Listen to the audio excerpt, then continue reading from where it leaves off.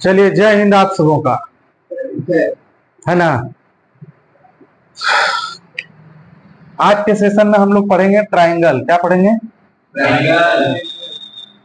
Triangle, जिसे हम लोग क्या कहते हैं? त्रिभुज। त्रिज्या नहीं, कौन बोला त्रिज्या?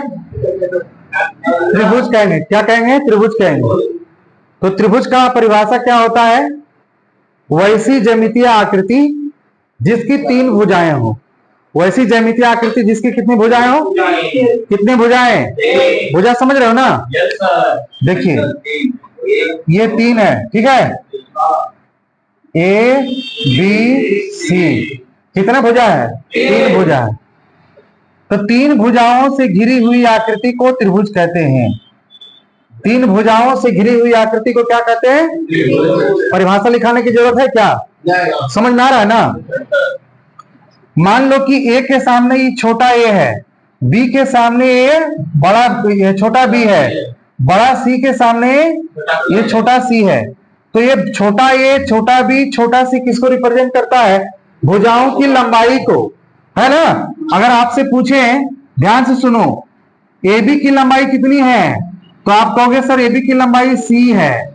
सी यूनिट, क्या लिखोगे? सी यूनिट। यूनिट का मतलब है कि यूनिट की जगह में ही हम सभी बिठाएंगे सेंटीमीटर, मीटर, ये सब कहां बिठाएंगे? यूनिट के जगह ही। अगर मैं आपसे पूछूं कि बीसी की लंबाई कितनी है, तो बीसी की लंबाई कितनी हो गई? A unit. कितना यूनिट? अगर मैं कहूं एसी की लंबाई कितनी है? एसी की लंबाई कितनी है? बोलता बड़ा अच्छा है वो, सतेंद्र बोला ना। और एसी की लंबाई हो गया बी यूनिट। एसी की लंबाई बी यूनिट। समझ में आया बात?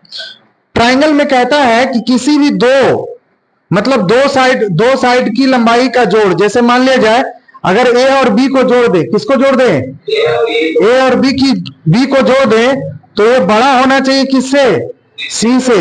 तभी त्रिभुज संभव है, तभी ट्राइंगल संभव है, तभी ट्राइंगल संभव है। आप लोग से पूछेगा, 3 प्रकार के मेजरमेंट दे देगा, और तीनों प्रकार के मेजरमेंट दे करके आपसे पूछेगा कि कौन सा त्रिभुज बन सकता है। तो आप कैसे बताएंगे कौन सा त्रिभुज बन सकता है? तो उसके लिए तरीका है, तीनों को जोड़ करके। जैसे कि एग्जांपल ले लेते हैं, ए के जगह पर मान लेते हैं ये 3 है, बी के जगह 4, सी के जगह नहीं, इसके जगह 5 मानो, इसके जगह 3 मानो, इसके जगह 4 मानो। समझ में आया? तीनों की लंबाई अलग अलग हम लोगों ने रखा। अब जरा देखो, ए और बी को जोड़ेंगे तो ए का वैल्यू कितना? बी का वैल्यू क्या बड़ा होगा सी से? क्या बोला? नो सर, आप नींद में हो क्या? 4 और 5 बड़ा हो गया ना 3 से, है ना। अगर ऐसा है तो त्रिभुज बनना संभव है, और अगर ऐसा नहीं है तो त्रिभुज बनना संभव नहीं है। मेरी बात समझ रहे हो? आप समझ रहे हो? तो ये तो कंडीशन 1 हो गया। कंडीशन 2 की बात करते हैं। सवाल यहां से पूछा जाता है तो लोग कहते हैं, अरे यार कैसे पूछ दिया, 3 को भुजा दे दिया और पूछा कि किससे त्रिभुज बनना संभव है, तो 4 का ऑप्शन दे दिया, और चारों ऑप्शन में अलग अलग भुजा की लंबाई दे दिया, लेंथ ऑफ साइड दे दिया, और लेंथ ऑफ साइड देकर के आपसे पूछा कि बताओ कौन सा त्रिभुज बनना संभव है। अब देखिए, अगर मान लीजिए अभी हमने किसको जोड़ा? ए और बी को। कल को मान लीजिए बी और सी को जोड़ दे। किसको जोड़ दे? तो बी और सी को जोड़ेंगे तो किससे बड़ा होना चाहिए? ए से बड़ा होना चाहिए ना। अगर ए से बड़ा नहीं हुआ तो त्रिभुज बनना संभव नहीं होगा। तो बताइए बी का वैल्यू कितना है? बताइए सी का वैल्यू कितना है? बताइए ए का वैल्यू कितना है? अब देखिए तो 5, 3, 8 जो है बड़ा है कि नहीं 4 से? इसका मतलब त्रिभुज बनना संभव है। 3 केस ही हो सकता है। तीसरा केस में देखो, हम लोगों ने बी सी को जोड़ा, अब ए और सी को जोड़ेंगे और बी से बड़ा है कि नहीं इसको चेक करेंगे। क्या बात है? उसको कान में क्या मंत्र दे रहा है? कुछ नहीं सर। ए का वैल्यू कितना है? 4। सब बोलेगा। बी का वैल्यू? बी का वैल्यू 5 और सी का वैल्यू? तो 4 3 कितना? 7 बड़ा है 5 से, इसका मतलब है त्रिभुज बनना संभव। इसका मतलब जो लंबाई दी गई है 3 4 5 वो त्रिभुज बना सकती है, वो त्रिभुज बना सकती है। बोलो समझ में आ रहा बात कि नहीं आ रहा बात समझ में? अगर मान लिया जाए आपसे एक एग्जांपल में दे दो एक क्वेश्चन अलग से, है ना, और एक्स्ट्रा क्वेश्चन दे दे और बोले कि बता ये है 2 और ये है 8 और ये है 3, बता 2 3 8 से कोई ट्रायंगल बन सकता है? तो आप लोग चेक करेंगे ना पहले इसको, पहले ये दोनों को जोड़कर देख लीजिए। 3 2 कितना 5 बड़ा होना चाहिए ना 8 से, लेकिन बड़ा है क्या? बड़ा है क्या? इसका मतलब है कि 2 3 8 जो भुजाओं की लंबाई दी गई है ये किसी त्रिभुज की लंबाई नहीं हो सकती है, ये किसी त्रिभुज की लंबाई। सत्येंद्र समझ रहे हो कि नहीं समझ रहे हो? अगर समझ रहे हो तो एक और क्वेश्चन दे रहे हैं। 4 5 9 बताओ ये त्रिभुज बन सकता है? ऐसे दे दिए इसलिए गड़बड़ा गया तुम लोग। 5 5 9 4 देना चाहिए था हमको। अब बताइए 5 9 4 बनेगा? कैसे नहीं बनेगा? देखो अंकुश बोल रहा बनेगा सर। 9 4 13 5 से बड़ा है, पहला कंडीशन सही है। दूसरा कंडीशन में जाओ 9 5 14 4 से बड़ा, ये भी सही है, लेकिन एक कंडीशन फुलफिल नहीं होगा। 4 5 9 से बड़ा 9 होगा क्या? यही कारण है बड़ा होना चाहिए, बराबर नहीं होना चाहिए। यही कारण है कि दिए गए जो भुजाओं की लंबाई है वो किसी ट्रायंगल को बना नहीं सकती है मेरे भाई। बोलो बनेगा क्या? तो समझ गए, कोई भी त्रिभुज बनने के लिए 2 भुजाओं का जोड़ तीसरी भुजा से बड़ी होनी चाहिए। किसी भी ट्रायंगल बनने के लिए 2 साइड्स का सम बड़ा होना चाहिए तीसरी साइड से। समझ में आया बात? और नहीं तो बन नहीं पाएगा। क्लियर है? लिखा जाए।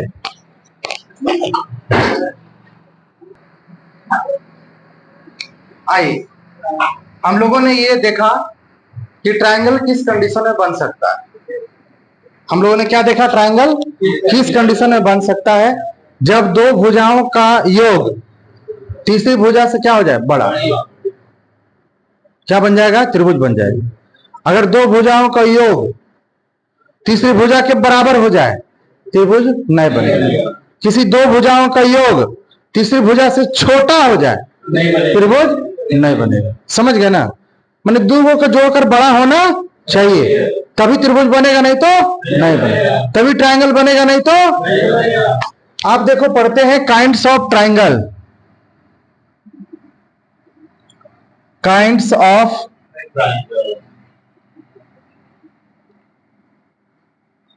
Kinds of triangle. देखो 2 तरह का ट्रायंगल होता है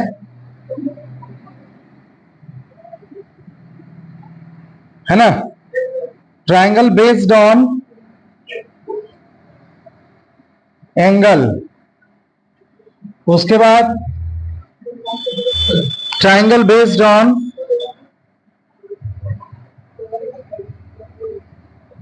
ट्रायंगल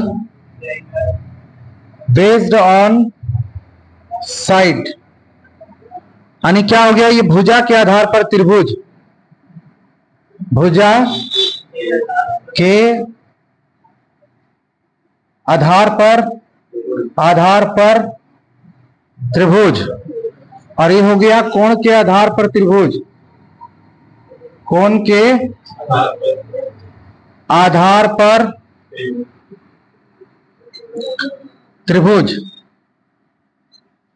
भुजा के आधार पर त्रिभुज और कोण के आधार पर त्रिभुज। तो भुजा के एंगल के आधार पर जो त्रिभुज बनेगा वो 3 प्रकार के बनेंगे। एक होता है न्यून कोण त्रिभुज, इसको बोलते हैं एक्यूट एंगल ट्रायंगल, है ना? Acute angle triangle. दूसरा होता है ना समकोण त्रिभुज, समकोण त्रिभुज, राइट एंगल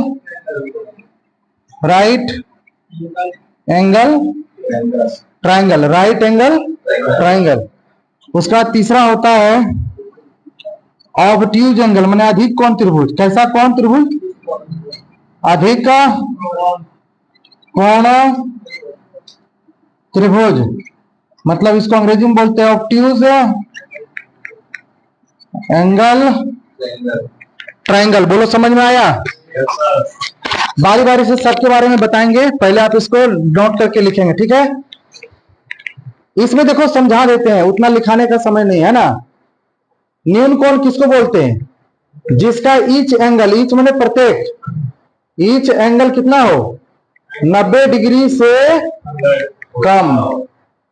90 डिग्री से क्या हो? कम। और 0 डिग्री से ज्यादा।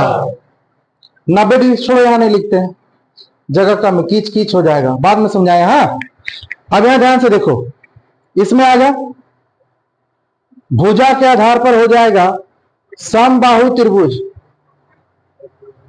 कैसा त्रिभुज? समबाहु त्रिभुज। इंग्लिश में इसको कहते हैं इक्विलैटरल ट्राइंगल। दूसरा समद्विबाहु त्रिभुज। सम मने बराबर, द्वि मने दो गो भुजा बराबर, समद्विबाहु त्रिभुज है ना। आइसोसेलेस ट्राइंगल, और एक होता है विषम बाहु त्रिभुज, स्केलेन ट्राइंगल, है ना। तो पहले इसको आप लोग नोट करें, फिर एक एक करके समझाएंगे, फिर फॉर्मूला बताएंगे। तो त्रिभुज के भेद, काइंड्स का मतलब क्या होता है? भेद। त्रिभुज के भेद दो प्रकार से, कोण के आधार पर और भुजा के आधार पर। कोण के आधार पर और भुजा के आधार पर। कोण के आधार पर कौन कौन? फिर से कहो, बोलो। एंगल नहीं, ट्राइंगल भी बोलना है, एक्यूट एंगल ट्राइंगल, नहीं तो हो जाएगा फिर न्यून कोण, है ना। अधिक इसे बताओ, भुजा के आधार पर समबाहु, समद्विबाहु, विषमबाहु। फिर से बोलो, एक बार और से बोलो, समझ गए ना। तो कोण के आधार पर है और भुजा के आधार। अब इसको मिटाते हैं, आइए ध्यान से देखा जाए। तो हम लोग सबसे पहले पढ़ते हैं कोण के आधार पर, है ना। कोण के आधार पर पहला क्या पढ़े थे? है ना, एक्यूट एंगल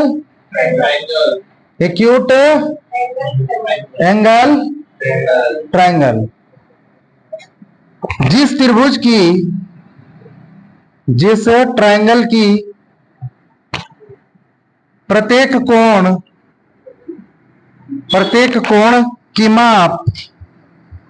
कोण की माप माने मेजरमेंट 0 डिग्री से बड़ा, 0 डिग्री से और बहुत मोटा लिख रहा है, 90 डिग्री से छोटा हो, उस त्रिभुज को यानी उस ट्राइंगल को एक्यूट एंगल ट्राइंगल कहते हैं। क्लियर है? अब यहां ध्यान से देखिए, एक्यूट एंगल का मतलब न्यून कोण ट्राइंगल, न्यून कोण त्रिभुज। क्लियर है? यहां पे ध्यान दो, मान लो ट्राइंगल ऐसे खींच दिया, इसका नाम ए, इसका नाम बी, इसका नाम, तीनों का नाम लिख दिए। और देखो ये कम है, मतलब ये कितना है? 60 डिग्री, और ये कितना डिग्री? 60 डिग्री, और ये कितना डिग्री? 60 डिग्री। आप ये भी समझ लीजिए कि sum of three angles is equal to कितना होना चाहिए?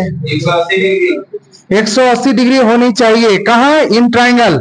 सम of three angles of triangle is equal to 180 degree होना चाहिए। तो 60 को जोड़ोगे तो 180 होगा। अब बताओ 60 जीरो से बड़ा है? बोलो 60 जीरो से बड़ा है? 90 से छोटा है? जीरो से बड़ा है? 90 से छोटा है? तो कैसा त्रिभुज? न्यून कोण त्रिभुज। समझ में आया?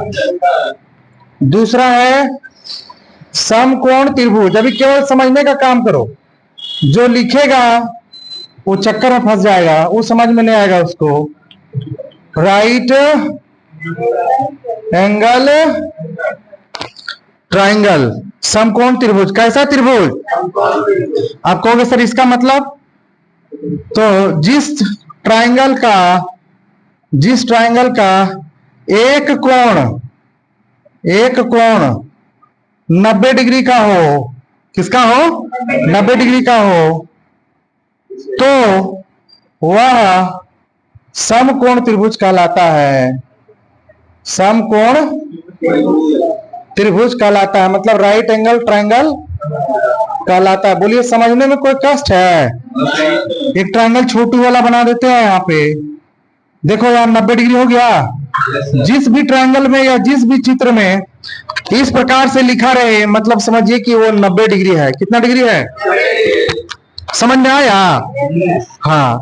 अब आपसे एक चीज पूछेंगे, 90 डिग्री वाला में एक कोण तो 90 डिग्री हो ही गया, बाकी के जो दो कोण होंगे वो 0 डिग्री से बड़ा होगा और 90 डिग्री से छोटा होगा।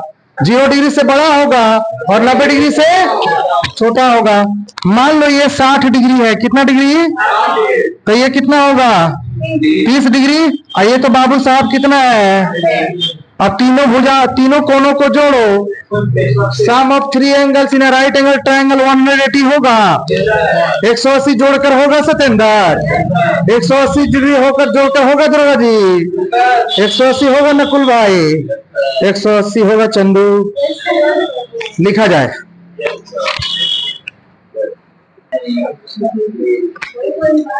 आइए नियम को पढ़ा दिए, सम को पढ़ा दिए, नियम को त्रिभुज पढ़ाए, समकोण त्रिभुज पढ़ाए, और तीसरा अधिक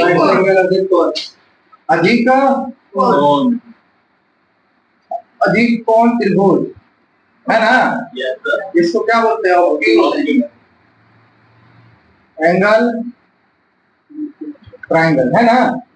इसमें आप लोग को लिखना है कि जिस त्रिभुज का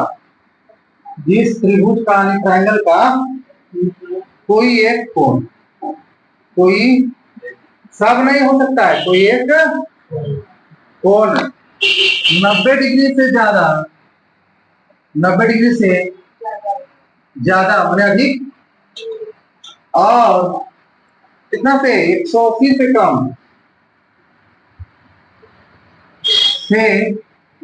कम हो, जिस त्रिभुज का कोई एक कोण की माप कर दे, माप 90 डिग्री से ज्यादा और 180 डिग्री से कम हो, तो वह ट्रायंगल क्या कहलाएगा बच्चा? ऑब्ट्यूज एंगल ट्रायंगल कहलाएगा। बोले कोई कष्ट है? कोई कष्ट है? पीछे जानते हो कैसे हम बता रहे, तुम लोग को समझ में नहीं आता है ना? जिस ट्रायंगल का कोई एक कोण की माप 90 डिग्री से ज्यादा और 180 से कम हो, तो वह ट्रायंगल ऑब्ट्यूज एंगल ट्रायंगल कहलाएगा। एकदम चुपके चुपके लिखता लगता है ना कि लिखते समय समझाते समय लिखा मत करो, नहीं तो विद्या कसम देंगे जो तुम्हारी विद्या होगी वो विद्या की माँ चाहती सबको बुखार लग जाएगा। आइए ध्यान से देखा जाए, ध्यान से सुनो। ये कितना है? ये जो कोण है ये 90 से ज्यादा है ना? 90 से मान लो 180 से कम, मान लो 160 डिग्री होगा, तो 90 से ज्यादा है, बोलिए। और 180 से कम है, इसका मतलब ये जो ट्रायंगल बन रहा है वो कैसा ट्रायंगल बन रहा है? ऑब्ट्यूज एंगल ट्रायंगल बन रहा है। कैसा ट्रायंगल? Obtuse angle. कोई दिक्कत? तो आप लोग कोण के आधार पर सभी ट्रायंगल को जान गए, कोई कष्ट है क्या? अब किसके आधार पर जानना बाकी रह गया? भुजा के आधार पर जानना बाकी रह गया है, तो भुजा के आधार पर हम लोग देखेंगे। जरा जल्दी लिखिए इसको।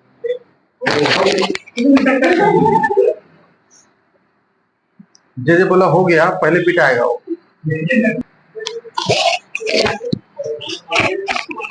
पहले मेरा काम है सभी फॉर्मूला को फिगर वाइज समझा देना, उसके बाद प्रश्नों का अंबार लगा देना, क्वेश्चन का ढेरा लगा देंगे, फिर बना देखते हैं कैसे बनाते हो, कौन हथियार से किसको मारते हो, है ना?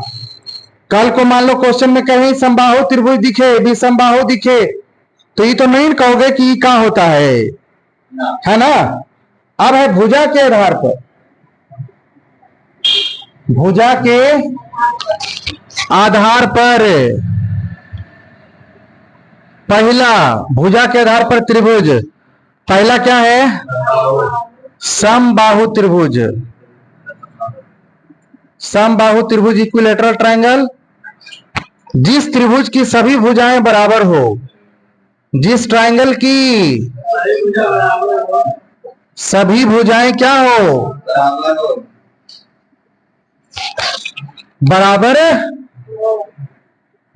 बराबर हो, समबाहु कहलाता है।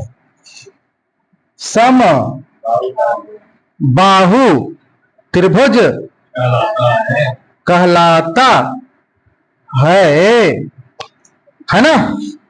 All sides are equal of any triangle is called equilateral triangle. कोनो कष्ट बा?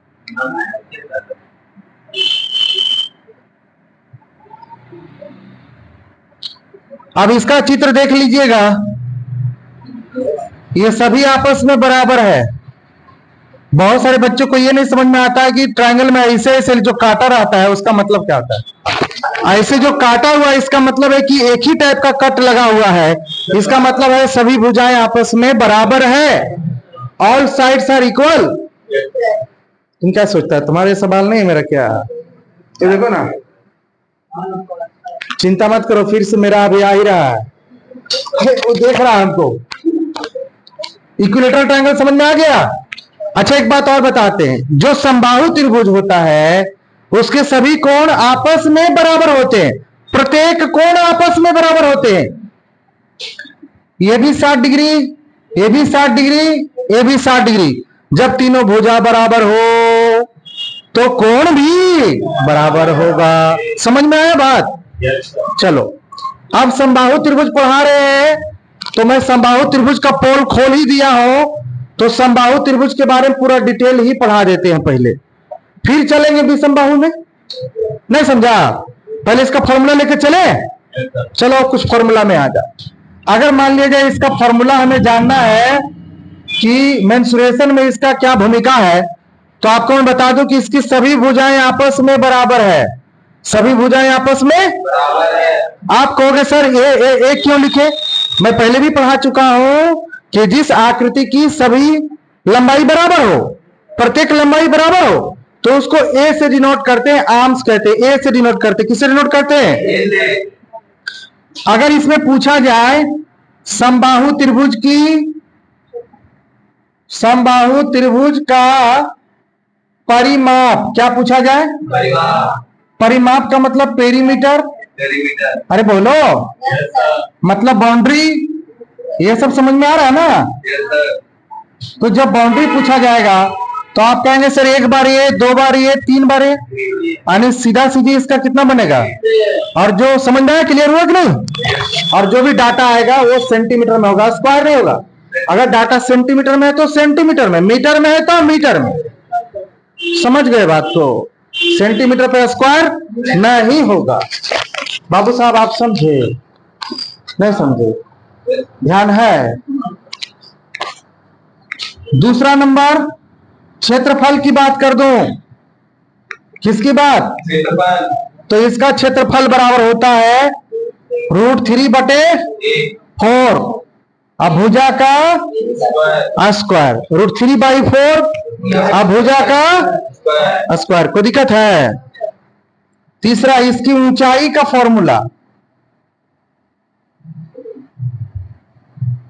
√3/2 इंटू ए, √3/2 इंटू ए। समझ में है बात? क्लियर है कि नहीं है? चलिए इसको लिखिए।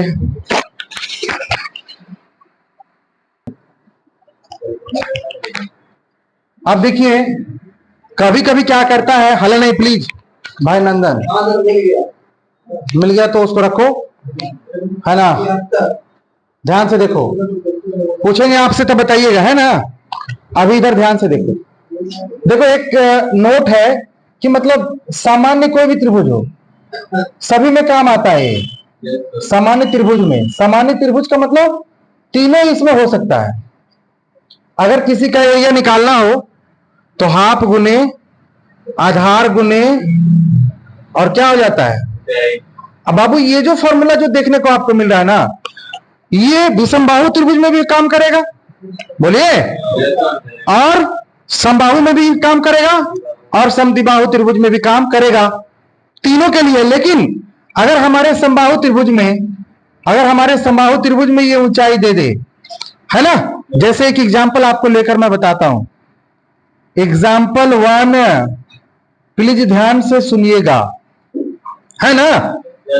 अब देखो, हमारे पास ऊंचाई नहीं है, लेकिन हम पहला नंबर में बोल रहे हैं कि अगर साइड दिया हुआ है 8 मीटर, बोर्ड पे ध्यान दो, साइड कितना दिया है? 8 मीटर।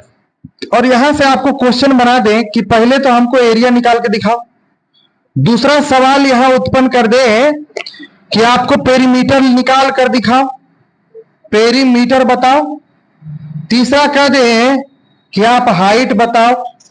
3 चीजें बतानी है आपको। तो सॉल्व करने के लिए चले। एरिया अगर मैं निकालना चाहता हूं मेरे प्यारे भाई, ध्यान से सुनो, तो एरिया बराबर क्या होगा? √3 क्या इंटू साइड का क्या होगा? तो √3/4। अभी सिखा रहे हैं इसलिए आपको ये फॉर्मूला लिखकर मैं दर्शा रहा हूं। आप एग्जाम में फॉर्मूला लिखेंगे नहीं, डायरेक्ट सेट करके काट कूट खत्म, आंसर आएगा, है ना? ए का वैल्यू कितना है? 8 मीटर है। आप यहां लिखेंगे 8 इंटू 8 2 टाइम्स, बिकॉज ए का स्क्वायर है। Then you can write here A into A, 8 into 8, 4 2 जा 8 2 जा 16 √3। और चूंकि एरिया है तो मीटर का क्या होगा? ये इस प्रश्न का क्या हो गया? उत्तर हो गया। तो ए का आंसर बता दिए, इसका निकल गया एरिया। आपको अगर बी निकालना है, क्वेश्चन नंबर बी में आओ। बी में क्या कह रहा है? पेरीमीटर। पेरीमीटर का मतलब बाउंड्री का योग 3a, तो 3 गुना 8 मीटर कितना होगा? 24 मीटर आंसर। बोलिए, हुआ? सी में क्या निकालने बोल रहे हैं? हाइट। हाइट बराबर क्या सिखाए थे? √3/2 इंटू ए, स्क्वायर नहीं, √3/2 इंटू, कटेगा कितना बार में? आंसर आएगा 4 ये मीटर का स्क्वायर नहीं होगा, ये मीटर होगा। ये बात समझ में आया? क्लियर है कि नहीं है? लिखा जाए।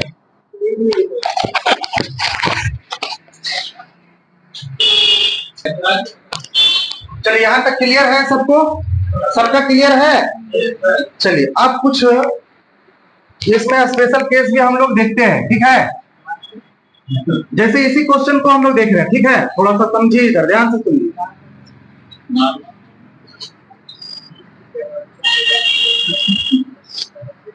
आपका अभी ऊंचाई कितना निकला था जी? 4√3। और एरिया कितना है? 16√3। मान लीजिए एक नया क्वेश्चन बना के दे दिया जाए कि यदि समबाहु, एक नया क्वेश्चन, यदि समबाहु त्रिभुज की और दे दे ऊंचाई ऊंचाई कितना दे दिया 4√3 मीटर। तो आपको फाइंड करना है एरिया। क्या फाइंड करना है? एरिया। तो हम लोग का एरिया 16√3 है, तो आना चाहिए। तो अगर ऐसा दिया रहे तो एक फॉर्मूला है, बोर्ड पे ध्यान दो। अगर ऊंचाई दिया रहे तो फॉर्मूला है कि h का स्क्वायर करके बटा √3 कर देना, एरिया निकल जाएगा। एकदम नया फॉर्मूला है, h का स्क्वायर बटा 3। तो h हमारा कितना आ गया है? 4√3 है। बढ़िया से बोलो नंदन, तुम्हें बढ़िया से बोलता है इसलिए हमको गुस्सा आ जाता है। 4 चौक कितना हुआ? अब नहीं बोलेगा, अब नहीं बोलेगा, हम जानते हैं ना, खिसिया जाता है। खिसियाने से काम होगा? √3 कट के 3 बन जाएगा, 3 कट जाएगा, आंसर कितना आएगा? देखो यहां भी 16√3 है ना। तो एक नया फॉर्मूला हो गया क्या कि यदि समबाहु त्रिभुज की ऊंचाई दिया रहे तो h स्क्वायर बटा √3 करना, एरिया निकल जाएगा। ठीक है, चलिए इसको लिखिए। देखिए एक क्वेश्चन नंबर 2 कर लीजिएगा, क्वेश्चन नंबर यहां 3 कर लीजिएगा कि यदि समबाहु त्रिभुज की ऊंचाई यानी h कितना है? 9 मीटर ना, सेट में ही था ना 9 मीटर। तो क्षेत्रफल ज्ञात करें। एक क्वेश्चन और था जीतू जो पढ़ा था 4√3। चौथा नंबर की यदि समबाहु त्रिभुज का क्षेत्रफल यानी कि एरिया कितना है? 4√3। तो भुजा निकालें, भुजा निकालना। देखो तो इसमें कैसे बनाओगे? एरिया बराबर फॉर्मूला h का स्क्वायर बटे √3। इस फॉर्मूला से बोर्ड पे ध्यान दो, h का वैल्यू कितना है भाई? तो 9 × 9 हो जाएगा, 2 बार √3 का। अब √3 नीचे, इसका रेशनलाइजेशन करेंगे, हर का परमेयीकरण करेंगे। हर का परमेयीकरण का मतलब जब नीचे रूट में बच जाए कोई भी नंबर तो उसी को ऊपर नीचे क्या करते हैं? गुणा। तो √3 ऊपर और √3 आपस में गुना होकर 3 बनता है। क्या बनता है? और 3 से ही 9 को काटेगा 3 बार, 9 को 3 बार पढ़ो, 20√3। यही हो गया इसका। अब इसमें समबाहु त्रिभुज की ये एरिया दिया है, एरिया बराबर फॉर्मूला क्या होता है? √3/4 इंटू, और ये दिया हुआ 4√3 से √3 क्या हुआ? ये 4 जाके 4 से गुना होगा 16 बनेगा। और a का वैल्यू निकालोगे, 16 का वैल्यू क्या बनेगा? 4। अगर ये डाटा मीटर में दिया है तो यहाँ 4 मीटर इसका आंसर होगा। ठीक है, तो इसी के साथ आज की सभा को संपन्न करते हैं। खत्म नहीं, संपन्न। समझ में आया? फिर अगले क्लास में यहां से आगे देखेंगे, है ना? ठीक।